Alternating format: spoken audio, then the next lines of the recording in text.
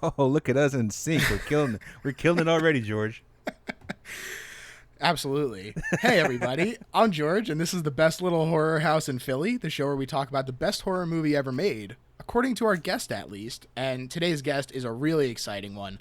He's a director, a podcast producer, a writer for shows including Craig of the Creek, She-Hulk, and Robot Chicken, and one of the hosts of the Dark Weeb podcast. Cody Ziglar is here. How's it going, man? Yo, thanks. First of all, I want to say, out of all the podcasts I've done, you got to be top 5 as far as like nailing all of the resume that I've done. Because I don't remember you actually ever asking me. So it's very nice that you use Google and do a little research. Yeah, I very much appreciate it from one podcast producer to another. I very much appreciate it. Hell yeah. Well, one thing that I could not find on Google was your history with the horror genre. So why don't you tell us a little bit about if it's something you watch a lot of, when you got started, that kind of thing. Yeah. Dude, I mean, it's I've watched it forever. Growing up, so I lived next door to I was lucky enough to live next door to my aunt and uncle and cousins, and my aunt and uncle were huge horror fans. We would go they're the couple that would go to the local movie store back when we had those. And when our movie store had an actual horror section that was a haunted house. That's awesome. The employees built this spooky house type thing. They had everything in there, all the OG Peter Jackson movies. Oh, nice. Return of the Living Dead, basically any direct to video B film, B horror film. They had those there. And that was my introduction to Night of the Living Dead, nice. All that series, the XTRO series. Wow, the one other person who knows XTRO. Yeah, I loved it. I love that movie so much, and particularly I love the second one so much because there are tons of Alien 2 ripoffs, but that one is one of the few that it has the charm, and when you're 8-year-olds watching that, it's still very frightening. Yeah. So that was sort of my how I cut my teeth watching horror films as a kid. And by watching, I mean cowering in fear as they watched them in the broad daylight, and I was still terrified of those movies. But that definitely started, and just through there, if I could catch a horror movie on HBO or Showtime or whatever, I would always do it. And then when I got into college and grad school, film school, that's how I really got into horror films. We were lucky enough to have a class. I went to Appalachian State as my undergrad, and we had a professor, shout out Craig Fisher, who taught a class specifically on horror. Wow. They only offered it in the fall, which was a nice touch, but we went through everything. We would start off with the Cabinet of Dr. Caligari, and then we'd go to Phantom or whatever, and then we would transition into more modern day stuff. We'd break down Alien, we'd break down The Thing, Jason, Suspiria, all those giallo films. They really had a great course load and syllabus for that class, and that just latched on. That's everything that I wanted to watch as a 20-year-old. Yeah, that sounds rad as hell. Yeah, it's great. I was definitely spoiled watching quality horror films, and that's how it sort of led to where I am today. I'm still a huge fan of paracinema. I love exploitation films. I love horror films. I love sci-fi, Chan Bar, anything that's weird and new, that's a little off kilter. I've always been a huge fan of, even if I don't necessarily enjoy the movie. I'll still buy the ticket and take the ride. I just I'm sure you've seen House or Houseu. Yeah. I've always heard about it. It was one of those movies that was always I could never get a copy because this was back 10 years ago before there was streaming or even real good torrents. And I finally started watching it 2 days ago, and I was this is the craziest, most insane movie I've ever seen. Yeah, it's a wild one. There's a guy slipping downstairs and falling into a bucket, and then there's weird stop motion, and there's this mom that comes out of nowhere, and the movie is kind of impenetrable, but it's still such a wild swing. I just appreciate that type of creative force when it comes to anything. So those movies are right up my alley. So I love that you invited me on this podcast. Thank you for reaching out. Absolutely. You've really hit on something, which is that of all the genres, sci-fi and horror really are the two that are able to kind of take the biggest swings. Yeah. Because you kind of come into them with more of a suspension of disbelief than, just your typical comedies or whatever. Yeah. And so having an audience that is already prepared to accept things being a little weird and surreal and that kind of thing. Yeah. Lets movies like Houseu really just go for it. And it's definitely not a movie that everyone is going to love, but it's the kind of thing that will really stick with some people. Yeah, especially when you take into account that this was 1976 or 77 or something like that. The things that they were doing for this type of stuff. I couldn't imagine walking in, sitting into a theater and watching this with no context. my mind would be blown. Yeah, absolutely. Do you have a preferred subgenre within horror? It kind of goes back and forth. Like, I think it depends on what year you're hitting me. Like 3 or 4 years ago, I was really, really into just like any type of weird paracinema. So like I was really into giallo for like a little bit. I was really into like straight to DVD, this early era like Orion, like Miramax, like basically just like special effects films with like they had like $3 to make a movie. But I was like, Pumpkinhead 3, yeah, I need to watch that. Like those are like my genres. And now as I've gotten older, I've been really into. It's one of the reasons I picked Get Out is that like I've been really into like these highly stylized, sort of surreal, like sort of psychedelic adjacent movies. Like I'm a huge. Have you seen Phase 4? The No, it's the ants one, right? Yeah, I saw them and I meant to get to Phase 4 and I didn't get to it yet. But great double feature. I love them too. Like I remember watching that on like TNT, Monster Vision, whatever that program was, but being like 7 and terrified of these giant cardboard ants, and my dad just like roasted me because they looked so fake. But them, like, or Phase 4 is like, it's such an interesting movie because it was directed by Saul Bass, the famous designer or whatever. Right. It's his only like narrative film, and they do this. To those who don't know, the movie is about like these hyper intelligent ants that like gain like telekinetic powers or whatever. Hell yeah. And they take over the world. But they do this really interesting. He shoots it in a very interesting way where like he does a lot of these extreme close up of the ants, and you end up almost giving them personalities, which is a strange thing to think about when you're considering no one thinks of ants an individual, like when it comes to like insects and stuff. And they have these strange psychedelic moments following this like ant through its colony as it does its thing, and you see how it's setting up this trap to like kill these scientists, and it's very weird and very surreal, and you're like, this is I couldn't imagine making this in like 1974. Like what was this guy doing? And like off of that, like jumping towards like Ex Machina, which is more sci-fi, but there's some like very very horrific things that happen in that. And like what was that Scarlett Johansson Under the Skin, like that type of like just aesthetic. Like I just like aesthetic in my movies now. Like hell yeah, I love Beyond the Black Rainbow. It's like one of my like top 5 movies. It's an almost impossible movie to watch. Like when I recommend it to friends, I always tell them you're going to fall asleep, but it's going to be worth the ride. So like that's sort of like the genre that I've been getting into like over the last couple of years. That I've been noticing that like that's been getting my sort of creating my taste. Like I think if I could pick like a quintessential film that I think speaks to me, it's like Bavarian Sound Studio. Like it's sort of recently made. It's about like how like a guy that like does the sound effects for a giallo film, but like very interesting soundtrack, very interesting use of like colors, and like you don't know what's real and what's not, and just also just beautifully shot and well acted. I can't remember the lead's name, Toby something, but he's like he kills it as like it's one of my favorite films, and like that's the sort of genre of horror that I've been like drifting to lately, and it's been very fun discovering these new and old films. And like Get Out, just it's one of those few mainstream movies that you think it's going to go one way, like all right, this is like some maybe like a slasher type thing, and then as soon as like we'll get into it later, but like as soon as that first hypnotist scene happens, you're like, oh wow, we're in a completely different movie right now. Yeah, definitely. Well, first of all, let me say that Bavarian Sound Studio movie sounds awesome, and I'll definitely check it out. But yeah, let me know, man. Like I think you'd really dig it. Just from the few minutes we've been chatting, I think it'd be right up your alley. Yeah, it sounds like it, and I agree that part of what Get Out does so well is that sort of subversion of what you're expecting, but it's not a subversion like just to be like, hey, we got you. It's subvert. It's like it's all working towards something.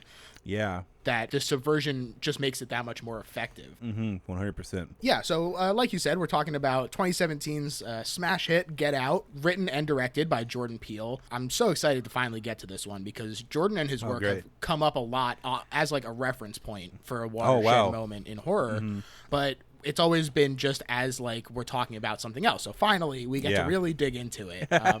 And beforehand to the audience, I'll say that usually spoilers come up like as we're going, but as far as I'm concerned, even in the context discussion, I'm going to be spoiling stuff. So if you haven't seen this one yet, friggin' get to it because it's really, really amazing. And so go watch it and then come back to this. But I digress.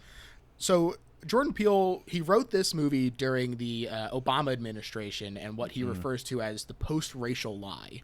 And the film's, even the title pulls double duty here because it refers both to what the audience members yell at the screen during horror movies, but also specifically to roadside signs directed towards black people about leaving sundown towns by sunset. And for people who don't know, I didn't know before Get Out and looking into it, sundown towns are all white neighborhoods in the U.S. that enforced restrictions excluding non-white races, but black people in particular, through a combination of local laws, intimidation, and violence. And while official sundown towns ended in the 60s, I mean, there are how many suburbs and small towns effectively continue this just through systemic means. I mean, I even just the suburb that I grew up, I mean, moving to Philly from the suburb I grew up in was such a huge difference. I mean, it's crazy just how these like white flight towns just kind of crop up everywhere. Yeah. And as far as Jordan Peele himself, before this movie came out, he was primarily known as a comedy guy, working on shows like Mad TV, Key and Peele. Were you already a fan of his going into this movie? Yeah, I was a big fan, like, because I moved out to LA like right when Key and Peele was like blowing up, and like I was doing some stuff in the UCB, so like I always knew someone that knew them or was like sort of tangentially like friends with them. So it was just great seeing like two black performers crushing it, because like you very rarely saw that. But one of the biggest things that shocked me is that like you would have thought that, just from their resume that they would do, like, Keanu made sense, genre wise, like, oh, they're comedy guys, they're gonna make comedy movies. Like when I heard that Jordan Peele was like actually sort of more of like a sci-fi thriller horror dude, like I was very interested to see what they would make. I thought maybe they'd be like a Edgar Wright, like, oh, they'll do a Shaun of the Dead type thing, or they'll do like an Invasion of the Body Snatchers with a comedy twist. Like I did not expect it to be a straight up horror film, horror thriller. So it's very interesting seeing the trajectory. I personally also expected something very similar, where I mean, this has comedic moments in it, but it's not a comedy at all. For sure. It is very much just a serious movie written by someone who is able to write funny people. And none of the jokes in it feel out of place. Like sometimes in a horror comedy, it can be really hard to kind of strike that tone, the balance there. And this just does such a great job of keeping the focus on the horror side and not making the jokes feel out of place. Peele himself has said that he feels that horror and comedy are similar in that so much of it is about pacing, so much of it hinges on the reveal, and that he feels comedy gave him something of a training for the film. And I'm curious if you agree about this sort of mirror image of horror and comedy. Yeah, I agree. I mean, obviously I'm a huge horror fan. Like I've only written mainly comedy stuff professionally. But when it comes to like pacing, it's so true. Like, the sort of golden rule for the shows I've written on anyway is that like you want to get like 3 jokes minimum per page, which can, I don't know, if you're not initiated or like not a writer or understand how that works, is like you really do have to pace things out, because you want to have like this constant momentum of like the story is going on, like these characters are doing these things, like there's an arc or whatever, but you don't want to like front load and have too many jokes and like you'd be like you said, you're like, oh, we're having a serious conversation, let's completely erase everything that we've talked about to get out this simple joke. Or you don't want to like have too many jokes to where, or you don't want to have it be too serious. So like when it comes to like the idea of the reveal, like I definitely see that 1-to-1, because the setup punchline is like, oh, we're revealing this thing, and like the punchline is like what is like the big reveal, right? Only the inverse is like he's doing horror. I cannot wait to see what this guy does further down the line. Like he's already had 2 great films out, and like I know that he's doing I haven't got a chance to watch, is he doing the Twilight Zone? That's the reboot, right? He's producing it. I don't know how much he's actually writing or directing on it, but it certainly seems that he's had some influence. I only saw the first season so far, but yeah, I'm surprised that this is like his lane, right? It seems like this is almost like the comedy stuff was almost like a Trojan horse. It was like, yeah, I'm funny and I can do voices and stuff, but like what I really want to make are these like thriller, horror, adjacent sci-fi weird stories. And like a lot of people that get their big break, you see what they want to make. It's like, oh, I'm going to make like a superhero movie, I'm going to make this big franchise TV show. And instead he was like, I want to revive this series from the 60s, this anthology series from the 60s that I don't know how many people this age, our age, are actually going to watch, and like he did it, and like from what I'm hearing, he's crushing it. Yeah. I hear that it's a really good series. Yeah, I mean, I really liked the first season, and the second season has a lot of really great talent behind it. I know that Benson and Moorhead, who wrote The Endless, which also came out in 2017, they have a episode in there as well. But yeah, it's his seeing what he is able to do now that studios are giving him the money to actually do it, I think is really exciting. It's funny looking back at some of the comedy stuff and sort of seeing it sort of simmering under the surface there. Yeah, because was one of the big things that set Keel Jordan and Key and Peele. That's the name of the comedy series.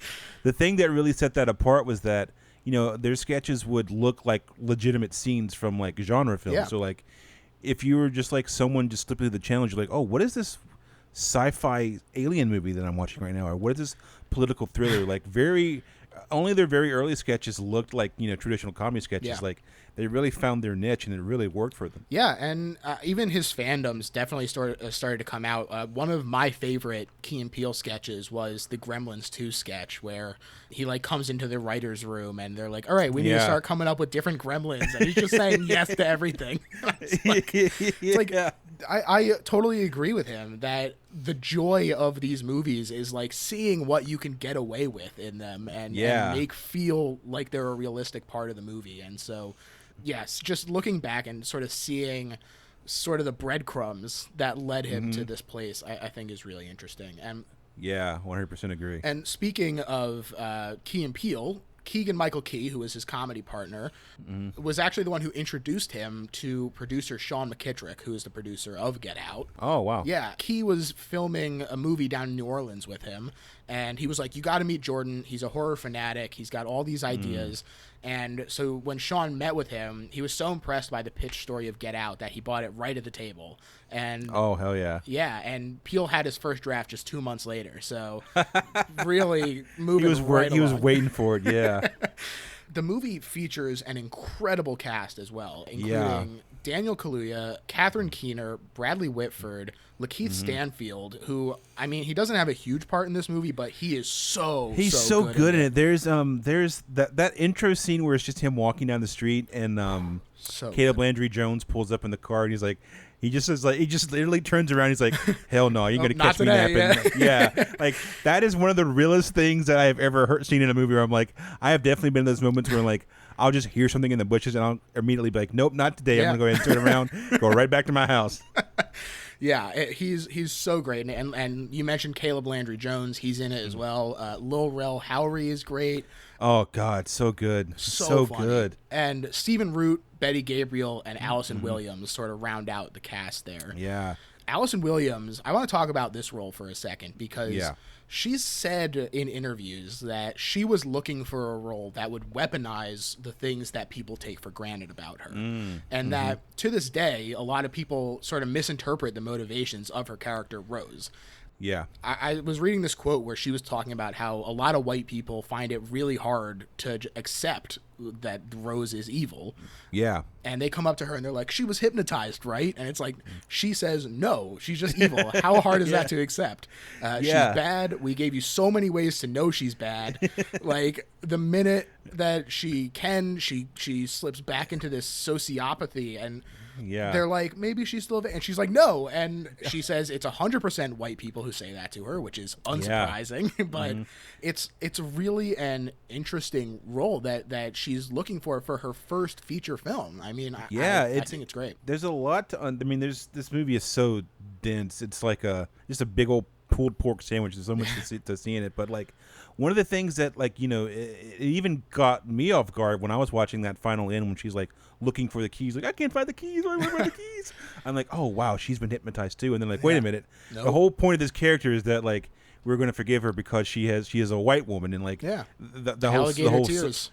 Like the whole subtext is that like even no matter how woke we think we are, how much we know what's going on, like we still have these institutionalized, systematic things cultural like things that are ingrained of us that we can't see this lady who literally tries to shoot Daniel Kaluuya multiple times, and we're like, I bet that she's probably just hypnotized. It couldn't be that she's an evil racist lady, liberal racist lady. It's really crazy. I mean, what a heel turn. It's just incredible to see her turn on a dime like that. Yeah. And especially I just rewatched it today, and having, know what's going on, and what the plot is, like going back and watching her performance in particular, seeing how she sets things up, and like how she does play into sort of our notions, and like notions of like, the fragile white lady, and like how they can always like, we almost always protect them, like even the interaction with like the cop, and like how she constantly gaslights Daniel Kaluuya throughout the whole film, and like she plays up, and like everything is played off as a joke, being like, what was the one line? She was like, "Oh yeah, the groundskeeper must like me," like just like little things like that having that, when when it's going where it's going, you're like, you really appreciate her performances and the writing so much more. Yeah, it's so great at just kind of playing it off, and a lot of it, I mean, I was going to talk about this later, but I'll just talk about it now. A lot of it sort of reminded me of something that is in the movie The Invitation as well, where it's like people, seems like it would be even more heightened for black people. This sort of like trying to keep your head down, not cause any problems, and in The Invitation, it's like it's just awkwardness that they're trying to avoid, and you're able to relate to even just that, and like when it becomes something so much more intense, when it's about your life, it's easy to see why the character of Chris sort of is willing to look past these really intense things. Yeah, speaking to that, there's one of the things that I really appreciate about this film is that, like, if you're a black person, and it can sort of be, I'm sure that like any person of color that has to deal with like interracial dating has dealt with this too, but specifically for black people and black men, like from the very jump of the movie, when she's like, "I didn't tell my parents you were black," you're like, everyone that I've talked to, every black man I've talked to, like their chest gets tight at that scene. You're like, oh my God, we've all had those very, like, because you're walking in the situations, you're like, I don't know if this parent, are they like racist? Are they going to be cool? Like, what's the deal going to be? So like, even from the jump, you have this existential dread that like a lot of the moviegoers are watching, or for, black male identifying moviegoers are watching, where you're like, I'm already on edge. Like, I already don't like what's going on right now. Yeah, he's set up this unknown. Yeah, you set this terrifying unknown, and then you have these breadcrumbs that all sort of avalanche and snowball down, where you're like getting stopped by the cop, you're like, oh my God, I want to do this, and then like you get to the estate, and you're like, all the help is black, you're like, I would get out. You're like, just turn around, dude. Turn around, Chris. There are so many red flags. Yeah, exactly. It's so incredible. I also rewatched it recently, and just going into it knowing the way that it pans out, it's incredible how like everything is something. Everything in this movie is something. They use every piece of the buffalo, as a friend of mine says, like nothing is just there to make things happen.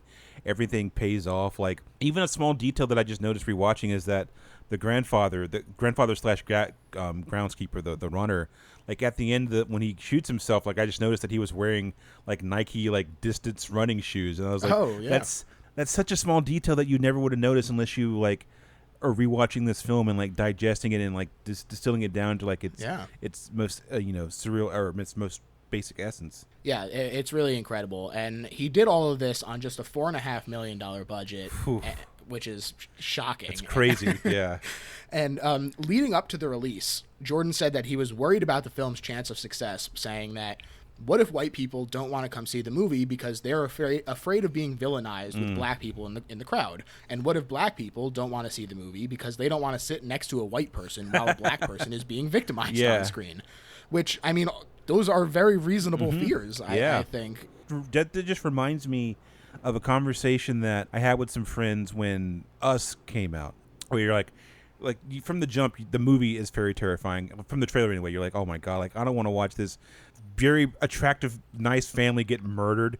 And like one of my friends was like, Jordan Peele is a black person, is like, he's going to take care of the black people in the movie, meaning that like he's very well aware that like black people don't want to come and watch themselves get brutalized for 2 hours or whatever. So like that's the thing that just made me think when you were mentioning that. It's like, this is also a filmmaker who I think, like, that seems like something that he would be cognizant of. Like, he would have that fear of, like, like, who is this? Movie is for, like, an audience, for many different audiences, like, it has to be like a broad audience, like a global thing, because it's through Blumhouse, so like you want to get their fans in, but then also like it's very obviously written for like specifically Black Americans, and like you don't want to have them come watch a movie where they just get like their ass kicked for an hour and a half. So like it is like I imagine he was going through a lot of stress when it came to like finding that balance, which I think it found beautifully, where like you are very stressed out for Chris for most of the movie, but what he does that I really appreciate is that in between those moments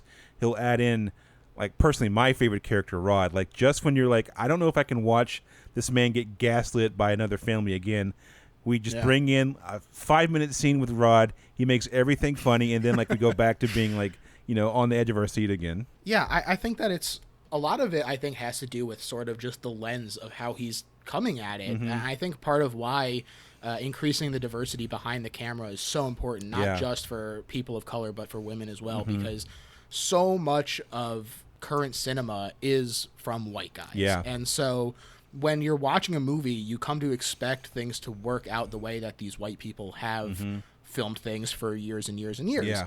But when you increase the diversity behind the camera and people are able to bring their stories and their perspective to the movies, you get these different balances, and people are treated differently in the movie as well. This isn't like horror related, but it does remind me of your point. Is like, I don't know what your feelings are on comic book movies, but like one of the things that really set Black Panther apart for me is that like majority of behind the scenes department heads were like Black women. And like, if you go online and look up, I think Vanity Fair does this series where they talk about, like, they'll talk to like directors and they'll break down scenes and stuff, and like they talk to the costume director about like just the costuming, and maybe the production designer about like about how they put together like the different tribes and stuff for Black Panther, and you just see all these like reference. They do such a great job of research and the references they have for all these different tribes throughout Africa, and like it's things that if it was just like just a random like random white guy, they definitely would not have done that homework, and they wouldn't have this like they definitely wouldn't have been like referencing river tribes in Central Africa. But like it is interesting, like that's the first thing I think of when you bring up like the idea of having diversity behind the camera and inclusion, is that like you're getting so many different point of views that traditionally have not been given like the space to talk. Yeah, and I'm happy to say that thankfully this movie did do extremely well. Yeah, despite his fears. It opened up at a staggering $33.4 million. That's crazy. Yeah, right, for a $4.5 million budget, and then continued to perform despite going up against other extremely popular movies like Logan and Kong Skull Island came out the next 2 weeks. And they got crushed. That's so funny. Yeah, and horror films tend to have one of the steepest second weekend drops. Yeah. And I'm sure that not a lot of the audience is like paying that much attention to the box office, but usually horror movies see about a 60% drop from the first weekend to the second weekend. And Get Out only dropped 15%, which is incredible. Yeah, there was a lot of word of mouth when that movie first came out. Like I remember everyone that I knew was texting me being like, "You have to go see Get Out." Yeah, I remember the same. And it ultimately it went on to gross $255.5 million, a return of just under 57 times the investment. That is crazy. That man is set for life.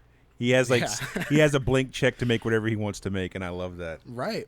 Yeah, and I think that that's also part of what's so great about horror, is that you can do these great movies on more of a shoestring budget. Obviously, it's not always ideal to cut the budget to the bare bones like that. That's where the innovation comes from, Exactly, exactly. And in addition to being a success at the box office, Get Out also got all kinds of accolades. Peele is the first Black writer-director to cross the $100 million mark with his debut. It was the highest domestic grossing film directed by a Black filmmaker until Fate of the Furious overtook that. And it's the highest grossing debut based on an original screenplay, which is a huge deal, beating the Blair Witch's $140.5 million record that had stood for 20 years. So really just great job by Jordan. Yeah, congrats, Jordan. I know you don't need to hear it from us, but like you really killed it. Yes, this is the commendation that he was waiting for all along. It's funny that for $4 million, it really is a beautiful looking movie. Like, there's not like the CGI, like it works when it works. Like the practical stuff looks good, which I'm always a fan of practical effects when you can work it in, and I love that they were able to work that stuff in. And like, just if you were to, I mean, it makes sense because it's a horror film, but like this easily looks like a $20-30 million movie. Absolutely, and the way that it looks was something that really came across in the critical reception as well, because people obviously were really impressed by the way he was able to weave this story together, but like you said, the movie looks fantastic. Yeah. And the critical reception was great. I mean, of course, there were detractors, including Armand White, which, as far as I'm concerned, is a compliment if he doesn't like your movie. But it's currently, 3 years later, sitting at still a 98% on Rotten Tomatoes and a 7.7 on IMDb. And a lot of the actual acclaim went to Jordan Peele himself and the incredible blend of comedy and horror. Yeah. And just the way that it seemed like it was pretty much just a seamless transition for him. Yeah, I mean, it's really impressive how, like you said, like the transition was not bumpy. Like, I remember reading some interviews or maybe even just watching the special features, but like originally he had the ending where like the cops cops show up, and his main thing was just like, it's just such a drag. Like you want to go out on a high note. Yeah. And having Rod show up in the TSA in the airport car, and then his first line being, "I told you not to go in that house," it's like it's like the perfect fun. It's like it's the perfect button to like that movie. Like you could not write a better scene, because literally every black person was like, "He told you not to go in that house." And like, yeah, he should. Rod is right 100% of the Rod time is in right. this movie. Rod is literally every black person watching that movie, and he is right the entire time. He's like, "Don't go to that house," and like as soon as when he tries to like record her, and he's like, "Damn, she's good." Like all that is so funny and so perfect. And like I lived in Atlanta for a couple months when I was working at Adult Swim, and like you see Rod a lot. Like that is a real guy that lives in Atlanta who works for Delta at the Atlanta airport, and like he has a lot of strong thoughts on the TSA and the work that he does. Like it's very funny seeing like that is such a very specific character, and like they absolutely nailed him in that movie. There were a handful of alternate endings that I'll talk about at the end, but I'm really glad that they went with the one. Yeah, that's such a good ending. And just as far as the reception, the last thing I wanted to say about that was that it wasn't even just critics. People all over the world really, really just loved it. Chance the Rapper even enjoyed it so much that he was straight up just buying out theaters and saying like, "Roll up with an ID and enjoy it." Oh, that's like, great. Just come on in, yeah. And despite the film's wide critical acclaim, Get Out kind of divided Oscar voters. Yeah, I mean, that tracks. Many of the older members of the Academy dismissed the film or just straight up didn't even see it. I was reading this Vulture piece about it, and it was just really, really wild. Like, new voting members were endorsing the film, and then they were like just getting interference run by senior members, especially for Best Picture, saying like, I had multiple conversations with longtime Academy members who were like, this is not an Oscar film, and like people hadn't even seen it at that point, and we're like, oh, it's just not. And I grabbed a quote from just an insanely obtuse member of the Academy where he told The Hollywood Reporter, under the condition of anonymity, that the film's Oscar campaign turned him off because, quote, "What bothered me was that instead of focusing on the fact that this was an entertaining little horror movie that made quite a bit of money, they started trying to suggest it had deeper meaning than it does. And as far as I'm concerned, they played the race card, and that really turned me off. In fact, at one of the luncheons, the lead actor, who's not even from the United States, was giving us a lecture on racism in America and how Black Lives Matter, and I thought, what does this have to do with Get Out?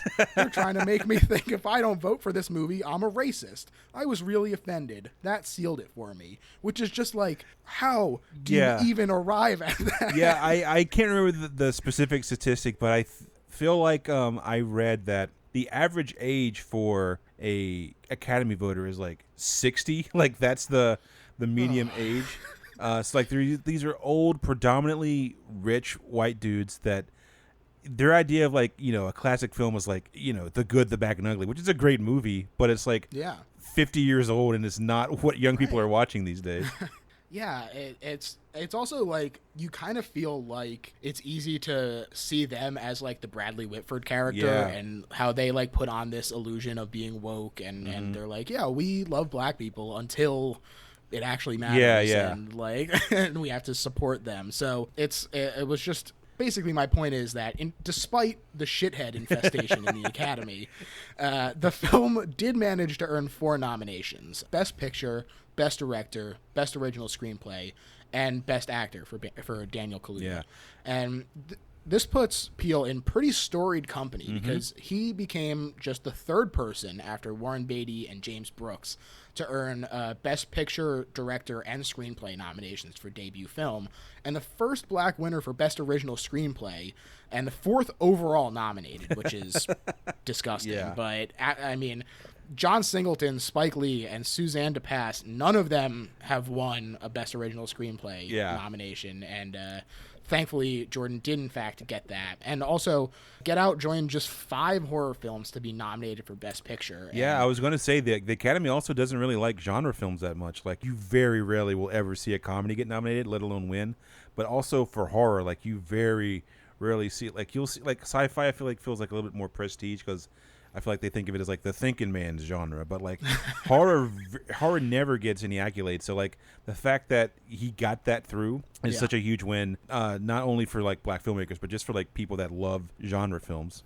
Yeah, I remember watching the Oscars that year and just being so excited that it happened because it was like, I mean, as much as I understand. Like I'm so conflicted about the Oscars because it's impossible to say that they don't matter. Yeah. Because a lot of people take them very seriously, and when something gets a nomination, that's what drives a lot of people to go see it. Yeah. But they just get it wrong so often. Dude, the thing that I like to do, this is something that I started doing when I was in film school, is that like I would whenever go back to like whatever year that whatever won Best Picture, and then look at the films that it was up against. And like those movies are generally way better than whatever won Best Picture. Like I can't remember what year. I can't remember what year it was, but it was like a great Tarantino film out. It was like all these great films were just out, and like Lincoln won. You're like, Lincoln? You're like, no. You're telling me people are like in 2020? You're gonna go out and buy a Blu-ray of Lincoln to watch it for fun? No, you're not. They Get out of here. love Spielberg, man. Yeah. They love them some Spielberg. Yeah. And so switching to horror at large for a second in 2017, that became the first year ever that the horror genre reached $1 billion in ticket sales at the U.S. box office. It was a interesting year for horror. There was a lot of crap that came out, like the Bye Bye Man. The biggest ones that came out in terms of box office were It. The first It came out, which was a huge surprise to a lot of people. It was like I enjoyed it. My only reference for it was like the TV movie, so I guess the bar was set kind of low production wise. But like I remember being like, this is like a creepy take, and like I really enjoyed it for the most part. Happy Death Day, which I think was another really interesting kind of blend of horror and comedy that really walked the line really well. Split came out in late 2016, and then in the beginning of 2017 got most of its box office. It Comes at Night, which is good. I like that was movie. A24, right? Yeah. And Jigsaw was another big one, which is number 8 or something. For They're just printing money at this point. Like, what? Sequel number 9. Yeah, exactly. So good for horror. Yeah. I'm thrilled, even if it's not a movie that I loved all the time. I'm thrilled to see horror doing well. So those list of films that you just listed are very like none of those movies are similar, other than like they may scare you. Like It Comes at Night is nowhere near as fastly paced as It, like, you know, right? Like you almost need a coffee when you're watching It Comes at Night, but it's still like a very interesting, creepy, and unsettling film. And like I love that all those sort of diverse, different voices are getting out there, horror wise, anyway. Now, 45 minutes in, we can finally start talking about the plot. Sorry, I'm a talker. No, hey, dude, this is, I feel like it's all on me because I am having such a great time talking about this movie. But it opens up, like we said, on Lakeith Stanfield walking around in this suburb that was supposed to reflect Haddonfield from Halloween as sort of this like perfect white suburb. And I want to say that the character of Andre is absolutely correct to complain about Edgewood Lane being only half a mile from Edgewood Road. That is terrible planning. That's such a funny specific too. So right. And so he's walking to his girlfriend's house on the phone when a white Porsche starts to stalk him, and he is freaked out immediately. He sees it following him, and he's like, not today. I'm going home. And he starts to head back, but gets quickly choked out by someone who we don't know. Eventually, we find out that it is Caleb Landry Jones's character, but at the time, all we see is that they're wearing a Knight's helmet, which is weird. Yeah, you're like, well, okay, we are not in Kansas anymore. Yeah, but it's funny because like you laugh at this like weird Knight's helmet, but then also like it's like it gets really intense really quick because he like chokes him out and drags him over to the car and nothing changes. Yeah. None of the lights go on. Like nobody comes out. It's just him dragging this guy away. Yeah, really intense right away.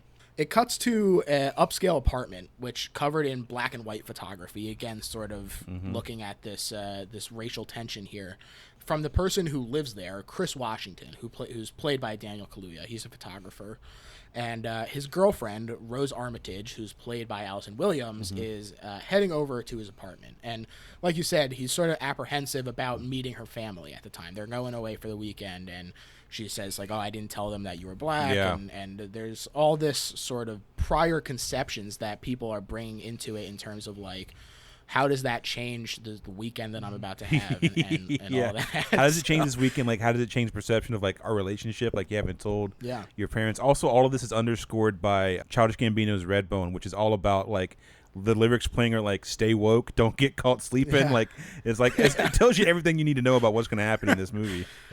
The music in this movie is really, really great, and it did not just the soundtrack stuff like Childish Gambino's Redbone, but Michael Abels did the score work for this movie. Great score, and it's so good. Yeah. It really reflects that theme as well. The main theme of the movie is Sikiliza Kwa Wahanga, which was sung in Swahili with the exception of the English word brother, which was a word that Abels felt had a special universal meaning among black people that didn't need translation. And according to Abels, the voices in the song represent the souls of black slaves and lynching victims trying to warn Chris to get away. The translation of the lyrics in Swahili literally mean, brother, run, listen to the elders, listen to the truth, run away, save yourself. Which, I mean, doesn't get much more explicit than that. It tells you everything you need to know. And Abels had never worked on a film before, but he specializes in traditional concert music with influences from blues, jazz, and African music.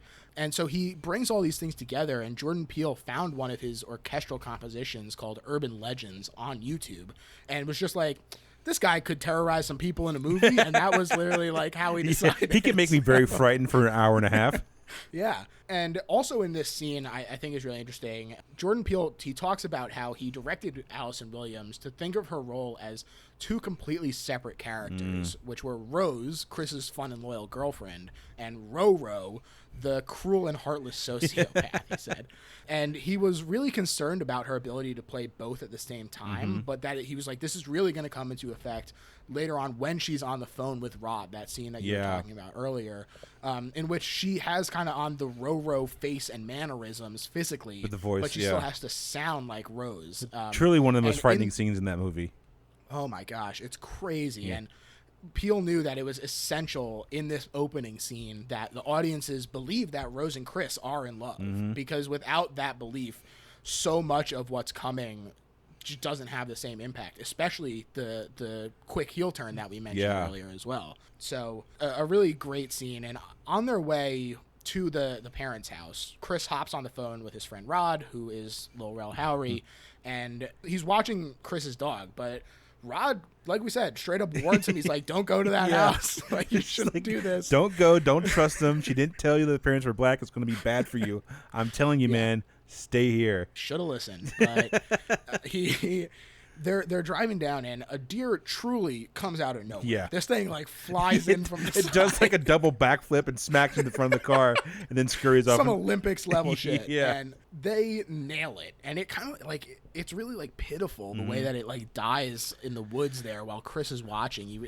really feel, like, sad for it. Yeah, it's very traumatizing. I mean, you find out later on what that symbolizes, but, like, it is one of the first moments in the movie where, like, all right, we're going to be in for a ride, and like we're going to be emotionally manipulated in ways that I don't think we're prepared for from a movie from Jordan Peele. Exactly. I mean, Chris is so clearly shaken up while Rose is talking to a cop that she called to report it. And I did laugh. I missed this line the first time I watched it, but when I was rewatching it, the cop was like, "In the future, just call animal control." And I was like, "That's a really funny line. So yeah, that makes sense. Like, why did you call 911 to report a dead deer? Yeah, but Rose freaks out when the cop asks for Chris's ID, and it seems the implication is that you're like, oh, she's sticking up for Chris. Like, why does this cop need? Like, he had nothing to do with it.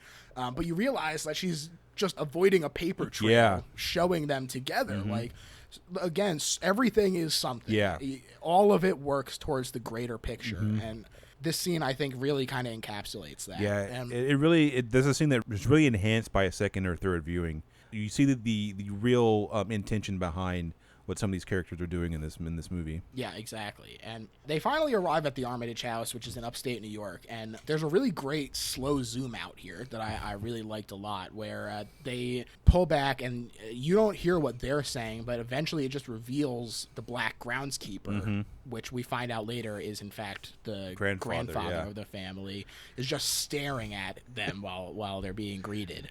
And Rose's parents, Missy and Dean, who are played by Keener and Whitford, are extremely wealthy from their jobs as hypnotherapists and neurosurgeons, respectively. And they come on so strong. Oh yeah, they're out the box. They're like, we are liberals.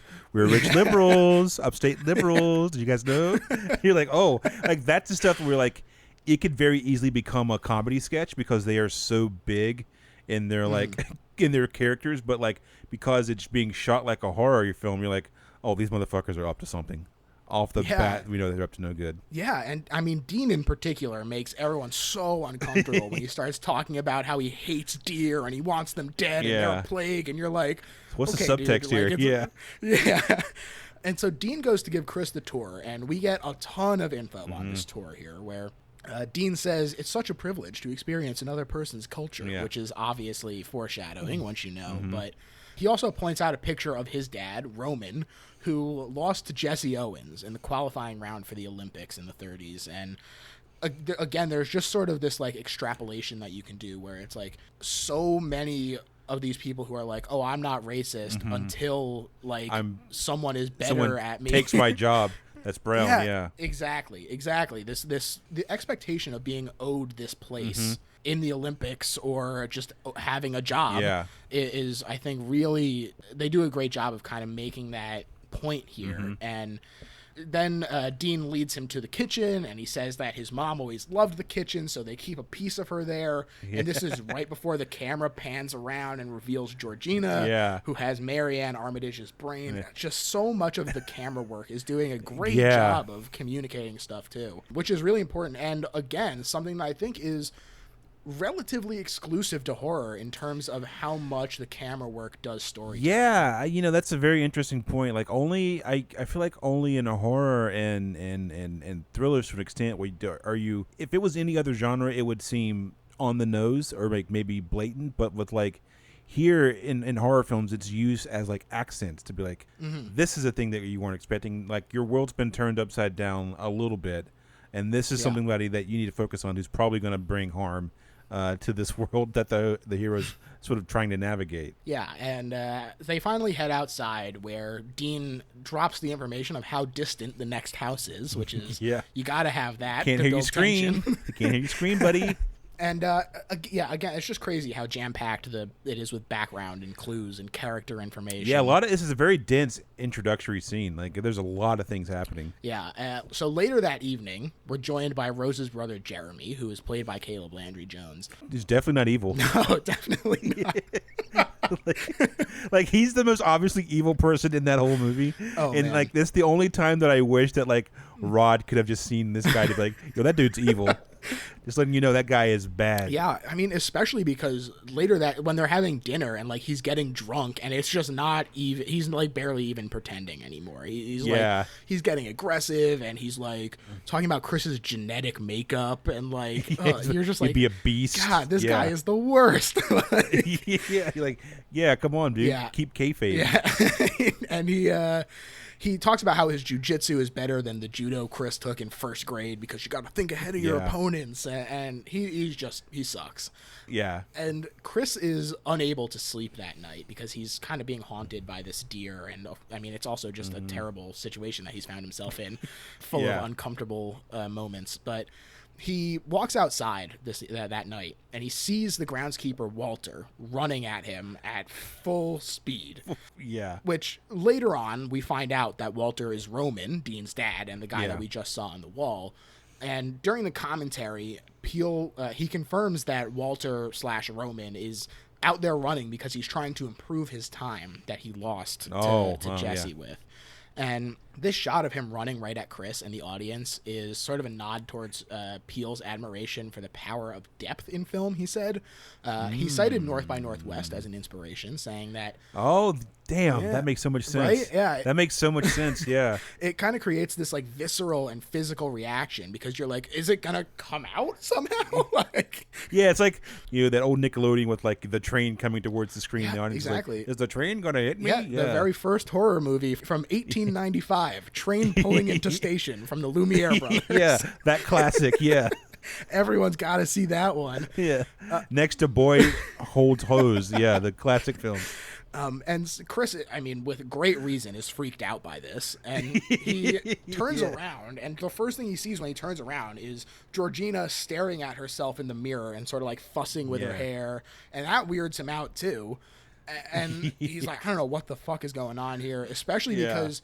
He kind of, when he talked to them, he expected them to, like, have some sort of connection with him because... there's a familiarity that he came in with, and, like, right off the bat, like, God, it's such a good choice with, like, the way that they speak, like, 80-year-old, like, old white people, and you're like, what the fuck is going on? Yeah, like, later on when Georgina, like, she doesn't know the word snitch, she doesn't know, like, rat you out, and she's like, tattletale. He's like... Yeah, tattletale. And so all of this weird shit, he heads inside because he's like, all right, back to bed. And as he heads in, Missy pressures him into a hypnotherapy session to cure his smoking addiction. That terrifying says. scene. Yeah, and terrifying scene. It really is. And she claims it's for the health of Rose, but really it's so that he doesn't damage his body and lessen the value when they literally sell him. And as you'll notice, she's using a silver spoon, a classic symbol of privilege. So. Yeah. The thing that I love most about this scene is that you get to really, like, Daniel Kaluuya is acting his ass off in this scene. Like, you can like, he's fighting back so much. Like, he doesn't want to talk about his mom. He doesn't want to, like, engage with this weird-ass waspy family that he just met. He's trying to process, like, the dude, the like 6'5" dude that just sprinted at him full force, and like this weird like housemaid lady who's like checking her face at like 2 a.m. in the morning. Like, there's so much going on. Even without that, what a personal question to like, where were you when your mom died?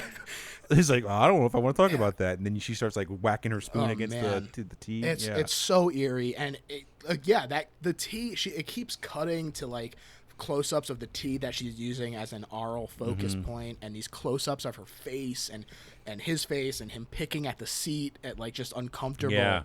And it's so great. And while he's in this trance that she puts him in, Chris does get forced into talking about his guilt over his mother's death in a hit and run when he was a child. And part of what makes him feel so guilty is because he didn't call anyone or go out looking when she didn't come home, which he says because that would make it real, which I think is what a great, like, so understandable. Like, great justification for, like, and it makes little sense as a kid. Like, you're a kid, like, I'm just going to lock in on this escape box and not even try to process what's going on. Yeah, and like we said, this sort of explains his reaction to the deer earlier. And he's paralyzed and sinks into this void that Missy calls the sunken place. What a great reveal. This, like, this, that's when I was like, oh, we got ourselves a movie. Like, that's when you're like, oh, this is going to be everything up until that point was very like not by the numbers, but you're like what you have a pre-expectation of like what this type of horror movie this is going to be. So when you add in these surreal like pseudo psychedelic moments where like he's floating in like a black void watching a TV screen that's sort of like shrinking away from him, you're like, oh, Jordan Peele is making something right now. Yeah, and it looks so good. And this is a nice mix of practical and CGI here, where he was attached to wires and floating in front of a black background. And it's really great. It's a really great scene. Yeah. And Peele said that coming up with the sunken place was like a real emotional journey for him, where he said, this is a quote, "I always had this concept of the place that you're falling towards when you're going to sleep, and you get that falling sensation and you catch yourself. And if you didn't catch yourself, where would you end up? I had this hellish image, and I thought of this idea of, what if you were in a place and you could look through your own eyes as if they were literal windows or a screen and see what your body was seeing, but feel like a prisoner in your own mind, the chamber of your mind.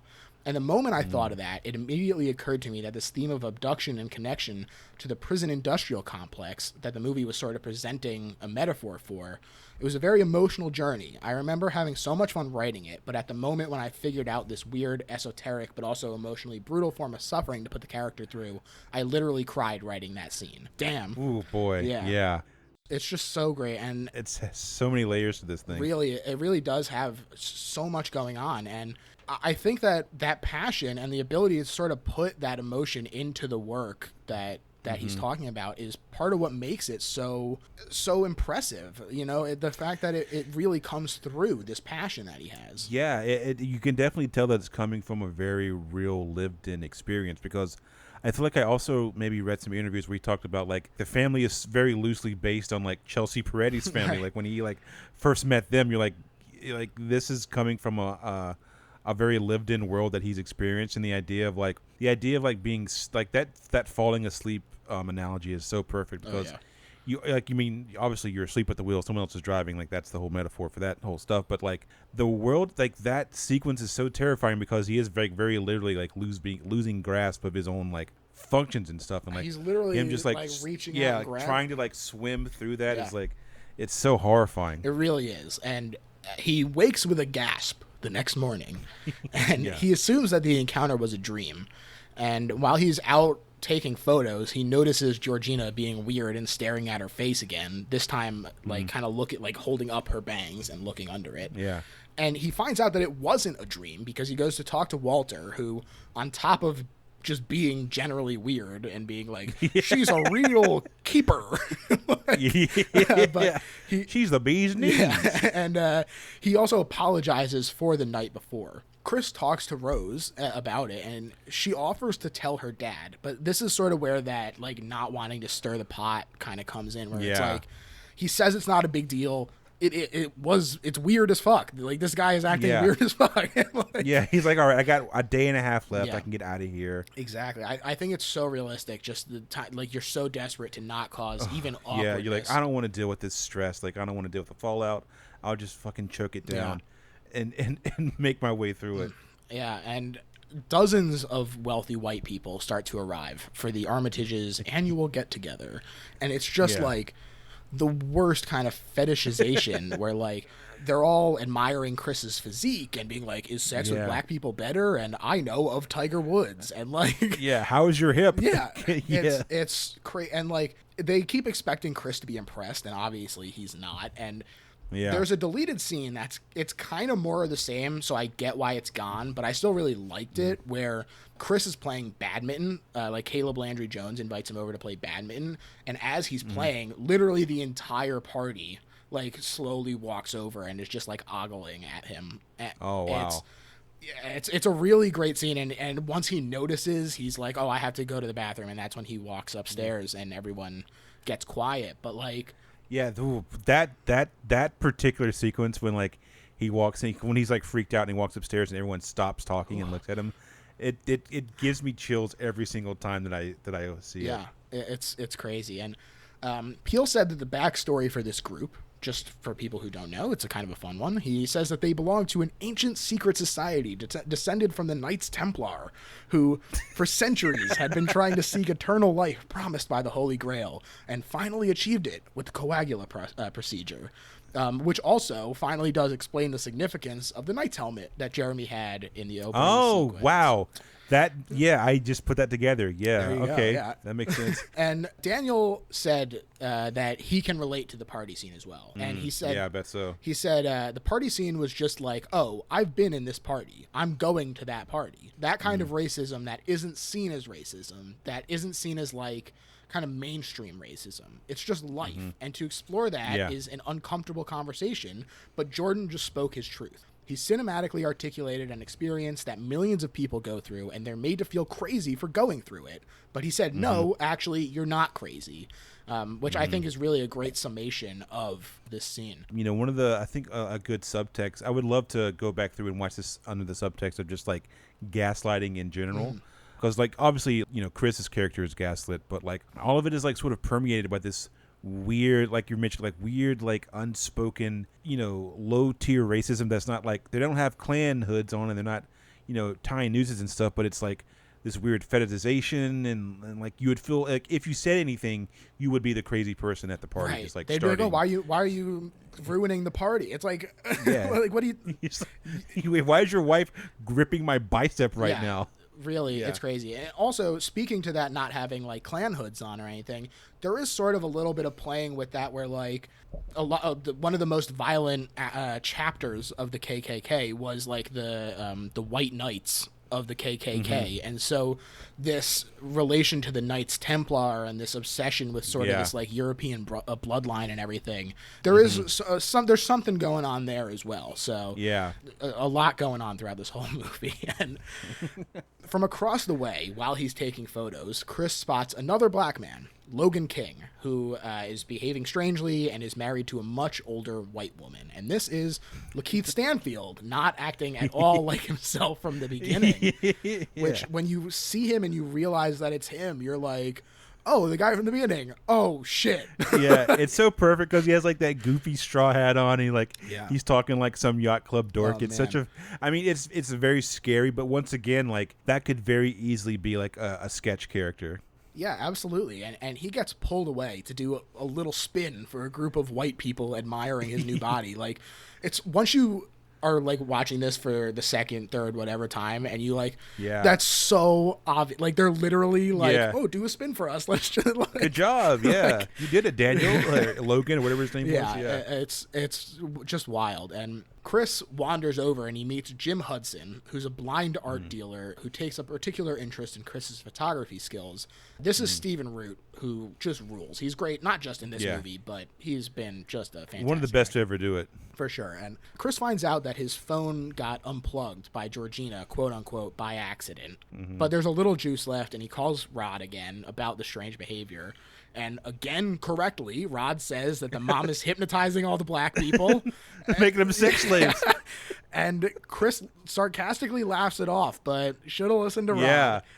Listen to TSA, man. Yeah, and we get a one-on-one encounter between Chris and Georgina here to really sort of see her bizarre behavior. And she starts crying when Chris says that he gets nervous around too many white people. And one thing that I thought was really interesting is a lot of people think that this is the black person inside reaching out from the sunken place.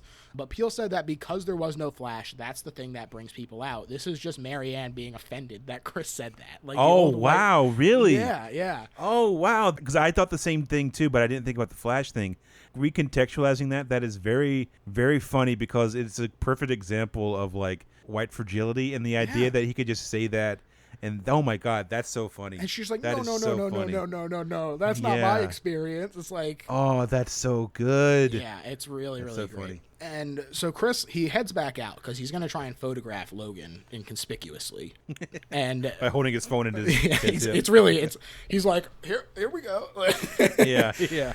But his flash goes off during this picture, and Logan's nose starts bleeding, and he becomes hysterical, and he grabs him, and he starts shouting, "Get out!" Yeah, get out, brother. Yeah, I mean, so intense. It feels like it comes out of nowhere, and the others restrain him, and Dean kind of waves it off, saying that Logan had a seizure caused by the flash, before the character of Andre, who is inside of Logan, gets sort of smothered again by Logan, and he just gets shuffled off.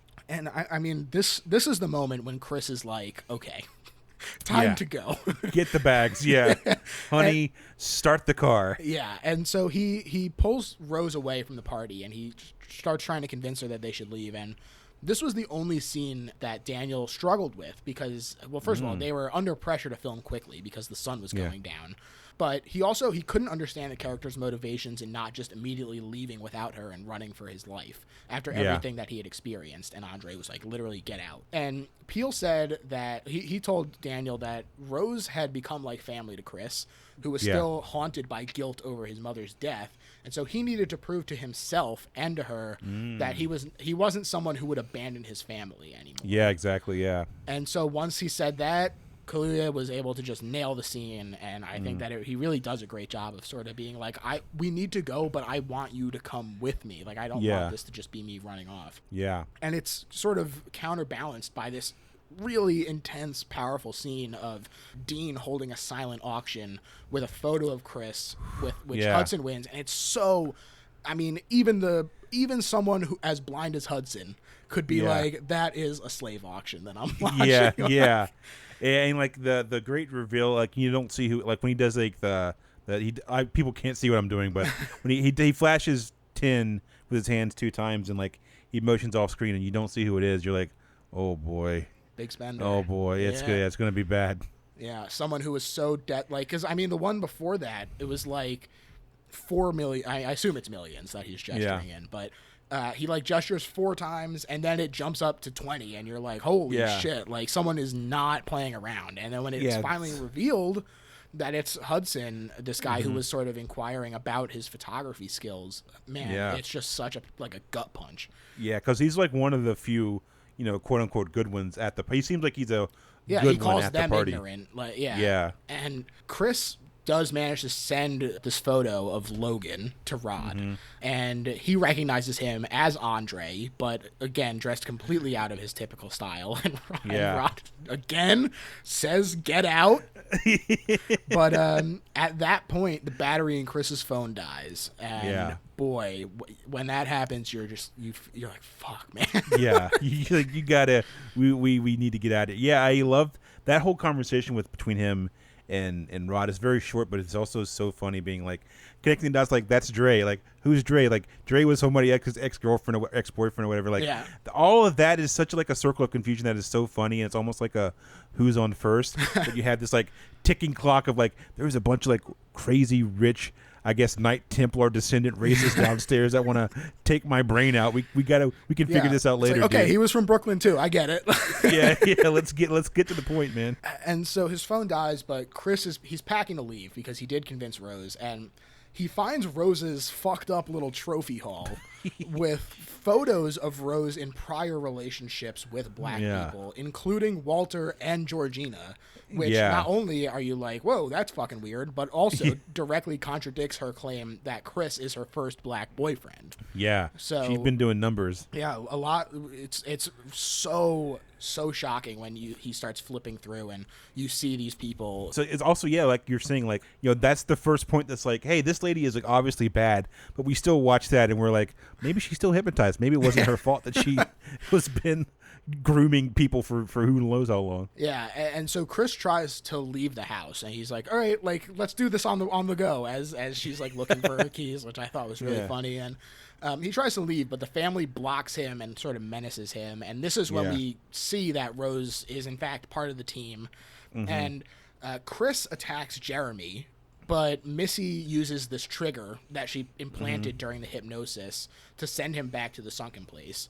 There's another deleted scene here that I really liked. I wish it managed to stay in, where like just a scary deer skeleton attacks him while he's falling into the wow. I gotta see that. Yeah, it's really cool. It's sort of like a obviously CGI skeleton, but you're like, it connects all of the pieces together. And it's just cool stuff. But after being unable to get in contact with Chris again and finding out that Andre had been reported missing, this is when Rod steps into action. Rod's time to shine.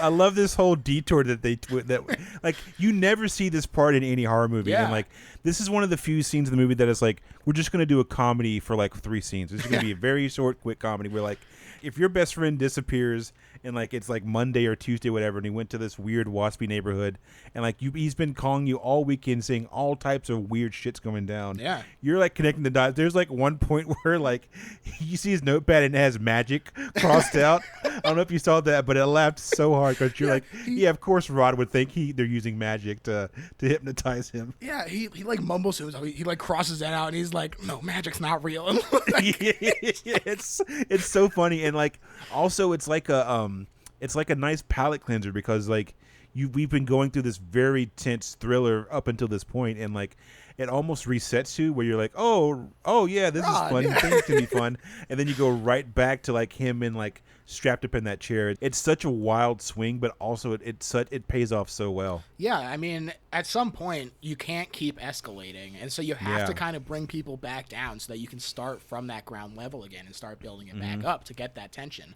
But yeah, so Rod, he suspects a conspiracy, and he goes to the police, but no one believes him there because it is a pretty crazy story. Insane thing, yeah. Yeah, and so he calls Rose.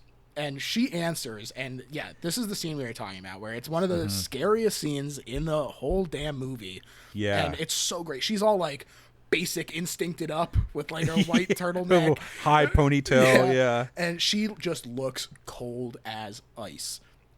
But again, she's acting vocally like she's stressed and confused, but Rod is onto her, and he literally says, "I'm onto you." And he goes to record her, but she turns it around on him and gets him all flustered by being like, "I know you've always had a thing for me," and like, it's just great. It's really great. It's scary. You feel for Rod, who's just trying to help his friend out, but and he's too flustered, he can't get it done. And then he hangs up, and he's like, "Damn, she's good." Yeah. Oh man, just what a great performance, really is by Lil Rel Howery. But like you said, Chris wakes up again, strapped to this chair in the basement, and he gets this video presentation where Rose's grandfather, Roman, explains that the family transplants their own brains into other people's bodies, granting them their quote-unquote preferred physical characteristics and a twisted form of immortality. And I like the idea of them investing and like getting the production together to make this video is so funny to me. I had that exact same thought. I'm like, they hired some like crew to like shoot this and edit this, and even like it almost devolves in like a Tim and Eric sketch for like 20 seconds. You're like, because like there are moments when like he holds a beat too long before they cut to the next scene, and like the transitions are like star wiping and stuff. Again, it's all so it could very easily be a comedy sketch, a Key and Peele sketch. But it's because of the way that they're shooting it, it's a horror film. But like I had the exact same thought. Also, I'm like, are they like live streaming this to this like old ass TV? Like, how is this working right now? But yeah, because he's scratching at the chair trying to free himself, and the TV turns to Hudson, where you're like, well, how is this happening? But he tells him about the procedure and that the host's consciousness remains in the sunken place, conscious but powerless. I mean, just so frightening to think of that. Yeah. And although the Armitages target mainly black people, Hudson says that he wants Chris's body only for his sight. And again, when Peele was talking in the commentary about Hudson, he says that even though he's, quote, the farthest from racist due to his blindness, he still plays this part in the system of racism that it manifests into racism because he still believes that the eyes of this better artist, who happens to be a black artist, is what's separating him from being a failure or a success. Yeah, and I think he even has a line like, "I don't give a shit if you're black, white, whatever." It's just like the way that the cards are dealt, and you're like, "Oh, wow." And also that sort of ties back to like that conversation they have where I think Chris is like, he says something about genetics, and he's like, "Yeah, like that's fucked up," or it's a hard card that he got dealt, and like that's sort of like Hutchinson's take is that like, I'm sorry you're getting dealt this card, but like you're the body that has the best eyes, and like we gotta do what we gotta do. Yeah. And Jordan, he was just talking about how his intent was that this was going to be commentary on the sentiment that he was hearing a lot during that post-racial lie, this mythology of black people actually having an advantage in culture because, as the one guy puts during this really uncomfortable party scene where he's like, "Oh, black is in fashion now," like the pendulum is swinging the other way, and like there were people who genuinely were like, "Oh yeah, black people have the advantage now," and like, "Oh, I can't get a job because I'm white, and people are stealing my job," and it's like, Yeah. So much of the even though Hudson is not actively trying to perpetuate this racism, he is part of it, and he's part of what's keeping the wheel turning. So exactly, it's not a good look, Hudson. Get woke, Hudson. And so Missy performs this hypnosis, and it seemingly knocks Chris out. But when Jeremy comes to fetch Chris for the surgery, Chris knocks him the hell out with a bocce ball. First of all, bocce, very white sport. So the fact that he's using this. A bocce ball, yeah. It's a great little reveal, because it's as obvious as you could be, but like he takes the cotton and he puts it in his ear, and like that's what saves him.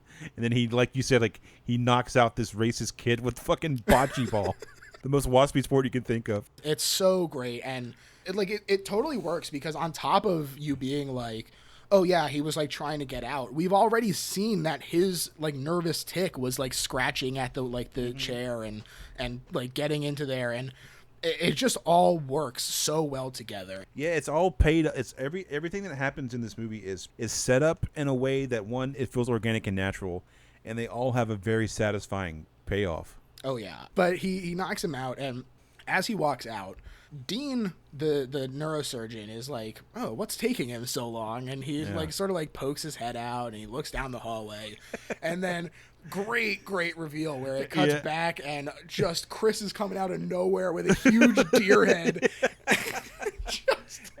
just nails him. I love when a movie has a good fun kill. Like every horror movie needs to have one fun silly kill, and this was like a great one to have. Yeah, and I mean, it's doubly ironic after how much Dean was complaining about the deers earlier, and how you're able to sort of, extrapolate that to being about race, and then Chris uses this to kill him, and it's great. And being stabbed in the throat by the deer causes Dean to knock over a candle, which sets fire to the operating room with Hudson inside. So 2 more out, and Missy tries to stop him from leaving with both hypnosis and stabbing, but Chris smashes her cup, and he kills Missy with the blade still embedded in his hand. Yeah, that was such a death is bad, but like that was a very badass scene. Like he just takes the knife to the hand. He's like, "I'm out of here. I ain't got time to even talk to you," and just like stabs. Doesn't even react. He just catches it in his hand, turns it around on her. Man, it's a really great moment, and unfortunately, Jeremy comes to. We realize that he's not actually dead, and Jeremy attacks Chris as he goes for the door, trying to finally put him in the headlock that he wanted to do back at that dinner scene. Yeah. And Jeremy keeps kicking the door shut when Chris goes for it, and so despite Jeremy's insistence that jujitsu sharpens your mind and gives him the advantage, Chris manages to outsmart him by realizing that this is the pattern, gets his leg into stabbing position, and slams the knife back down and just stomps on his head. Stomps him out, Good Lord. It is intense. It's powerful. It's great. It's like a cathartic satisfying moment. Yeah. Because he's like the one character that like you want to see die in the movie. Yeah, the whole time. I mean, as the reveals start coming, you're like, all right, I'm ready for all of these guys to die. But minute 1 with Jeremy, you're like, this kid fucking sucks, dude. This MMA kid fucking sucks. Let's get him out of here. Yeah. Meanwhile, Rose is off having a grand old time upstairs doing just some true freak shit. Psycho shit.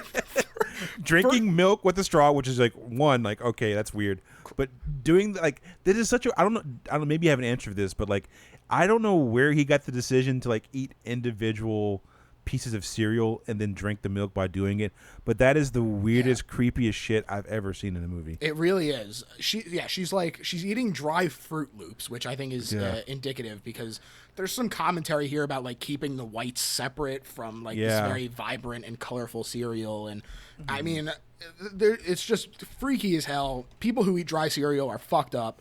And also, she's using Bing, which that's the freakiest thing of all. It's really? This house doesn't use Google? Why don't you go to Ask Jeeves as well?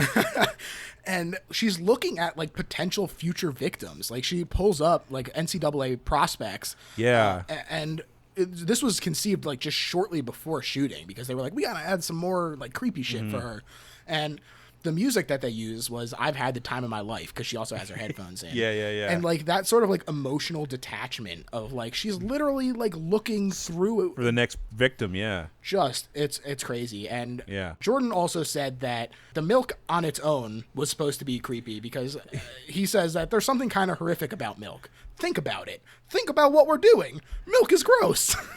So I can't argue with that. So Yeah.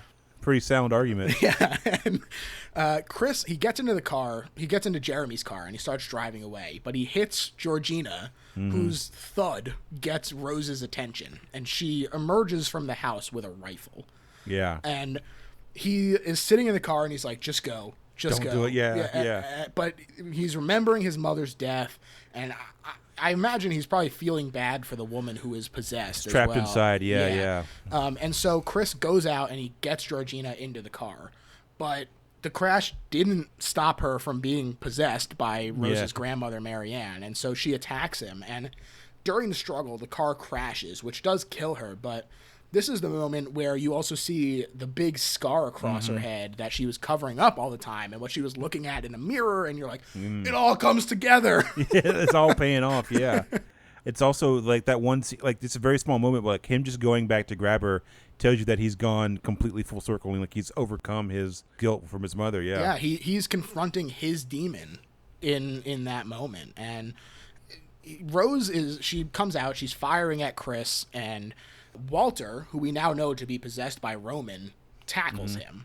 And originally there was going to have the line, I finally beat you, Jesse, but Jordan decided that was a little over the top. And he didn't want I understand not wanting to take that risk at the very end of your movie and like have it kind of like soil the last little bit. So I understand why he went away from that. But Chris uses the flash on his phone to neutralize Roman and allow Walter to come back up and take control of the body. And Walter pretends to still have Roman in control, takes Rose's rifle, and man, I loved this. He just takes it and bam, shoots her in the stomach. She's so like shocked. The look on her face is priceless. And then, Walter doesn't want Roman to take control. It sucks that this is what it comes to, but he sort of takes control by killing himself here in this moment. He shoots himself, and it's an awful thing that it comes to that. It's very tragic for like you really. I mean, everyone knows that it's tragic, but like you really hammers home how tragic it is that these people have been stuck in that sunken place for like God knows how long. Yeah, that like, he was so quick. He was so quick on it. I mean, it must have been just the worst in there. And Rose tries to engender some sympathy here, saying like, "Oh, I still love you, Chris. It's me. It's Rose." And Chris just starts to strangle her. Yeah. And he stops when this police cruiser pulls onto the scene. And your heart just drops. Yeah. Oh my God. She's thinking the exact same thing that we are. She like smiles slightly and calls out for help, and you're just devastated in this moment. Yeah. And then the quick swing, because the door opens up and it reveals the word airport, and it's Rod, baby. He steps out of the cruiser and he rescues Chris, and they leave Rose's ass on that road. Incredible. Oh my God. Consider that situation fucking handled. Yeah. God, that's like the perfect way to end this movie. Like T.S. motherfucking A. And like, I said, like, literally, like, the first line where he's like, I told your ass not to go in there, like, it kills me every single time because it's so true. Yeah. It's so good. He was right. He was totally right. And again, in this like deleted footage, there's like 10 minutes of him goofing around with different improvised lines in this moment. And it's just really great stuff. And so now we can start kind of talking about these alternative endings, because there were a few, although one made it further than the others and was the original ending, which is that Rod is not the one who steps out of the police car. It is, in fact, a normal police officer. And Chris is arrested, and Rod meets him in jail and asks for information about the family to investigate, but all the evidence burned down from the surgery, the operating room going up in flames from the candle. And so Chris basically martyrs himself, where he says that he stopped them, and so everything is fine, because Jordan said that he made this decision because when he went for Georgina and confronted his demons, This was sort of him being like, even though he's in jail, his soul is free. This is the case for a lot of black people who are in prison unjustly. Yeah. And he wanted this to sort of reflect the realities of racism and how we live in a system that values white people over black people, especially when they're rich. And so based on how the situation plays out and how it looks, he thought that this was the realistic ending. But after the reactions to actual police shootings in the news and gauging the reception at test screenings, he decided that people deserved a happy ending, which I am thrilled to bits about. Because he said that as long as the audience believes that Chris is about to be arrested, that it would preserve that intended reaction, and I think he absolutely nails it because great instincts. You really think that this is going to happen, and you're able to in that moment understand exactly how the rest of it would have played out. Exactly. So it's great. Another alternate and scary ending that I think would have been fun has Rod breaking into like a gated community and finding Chris and like calling his name. But Chris goes, "I assure you, I don't know who you're talking about." And like, God, if after all that it took a man, would have been hell. I definitely the fun ending is like definitely the right one for a movie like this.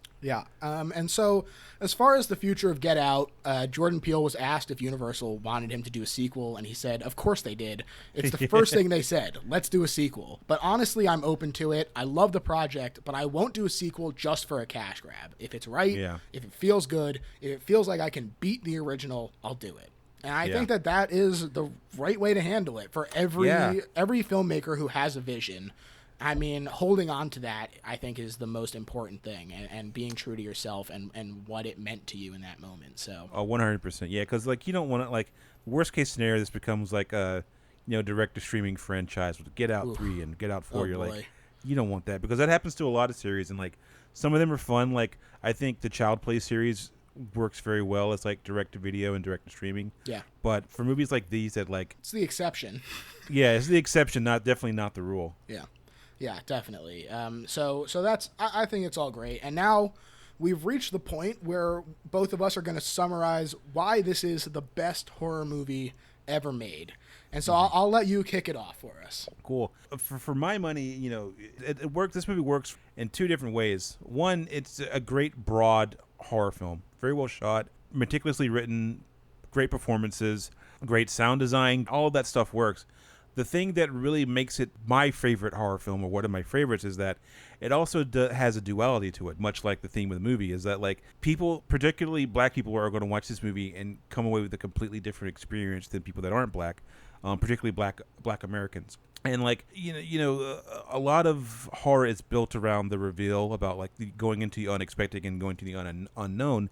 And what's interesting about this is that like black people watching this know what's going to happen when they go into it. They may not see the mind swapping element of it, but like from the jump, they know not to trust anyone that's in this family.